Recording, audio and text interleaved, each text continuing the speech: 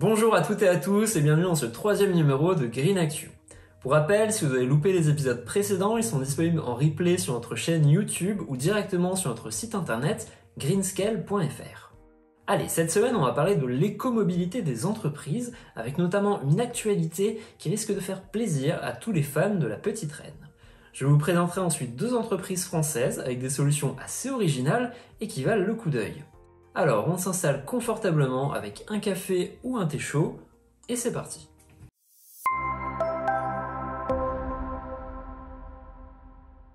On commence donc avec une annonce de la part du ministère de la Transition écologique qui a récemment lancé le programme Objectif Employeur ProVélo. Bien décidé à soutenir l'usage du vélo pour les trajets domicile-lieu-travail, qui a connu véritablement un boom en 2020, avec notamment durant le confinement la création de pistes cyclables temporaires qui sont bien souvent devenues définitives, le ministère, avec le soutien de l'ADEME, souhaite fédérer dans un premier temps près de 4000 entreprises. Après un audit, ces entreprises seront labellisées pour une durée de 3 ans. Ce label permettra aux entreprises d'accéder à des aides au financement d'actions pro-vélo au sein de l'entreprise, telles que la création d'infrastructures dédiées comme des parkings à vélo ou bien encore la mise en place de services de réparation. Une belle initiative qui pourra, on en est sûr, intéresser beaucoup d'entre vous. Pour en savoir plus sur le projet, n'hésitez pas à vous rendre sur le site internet de la Fédération française des usagers de la bicyclette, www.fub.fr.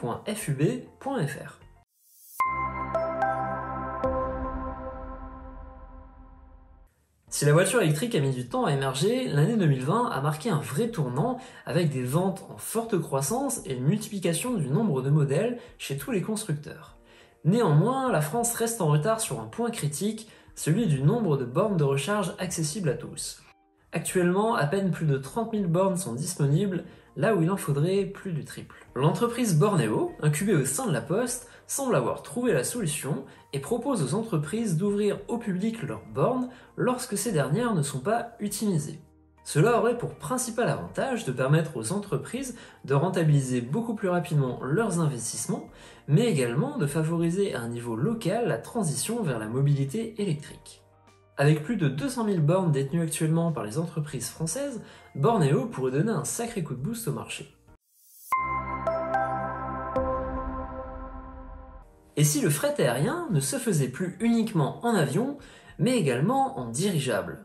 C'est en tout cas le projet de la société française Flying Wells qui, après des années de recherche, est actuellement en train de développer le LCA 60T, un dirigeable cargo d'une capacité de 60 tonnes. Alors que le transport aérien est souvent montré du doigt pour son impact écologique important, cette nouvelle alternative pourrait bien venir révolutionner ce secteur et faire office de référence en matière d'éco-responsabilité.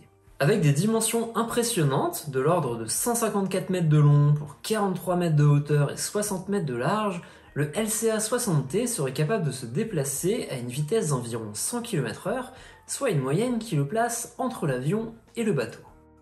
Si le projet ne devrait pas voir le jour avant quelques années encore, il peut d'ores et déjà compter sur un très fort soutien de la part d'acteurs publics et privés. Chaque semaine, nous répondons à l'une de vos interrogations en matière de RSE, et cette semaine, nous avons sélectionné la question suivante.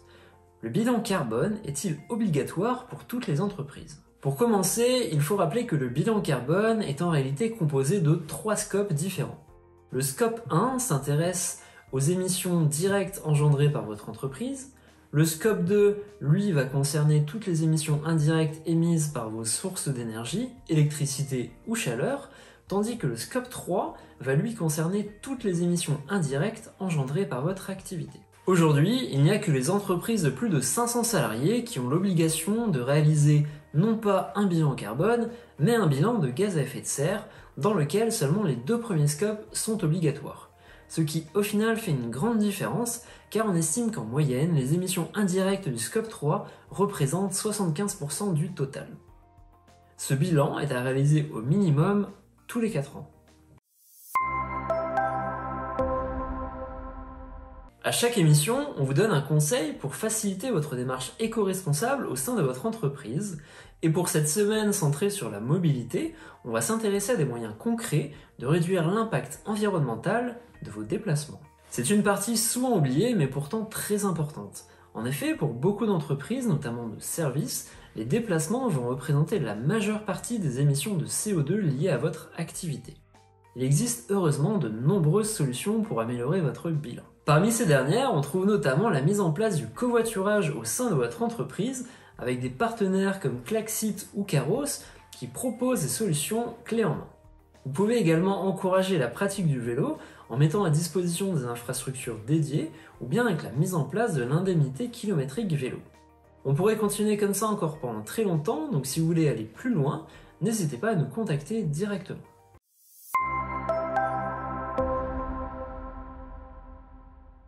Et voilà, cette troisième émission touche à sa fin, j'espère qu'elle vous aura plu. Si c'est le cas, n'hésitez pas à laisser un like et à partager la vidéo autour de vous. Quant à moi, je vous souhaite une très bonne journée et on se retrouve la semaine prochaine pour la dernière émission de l'année.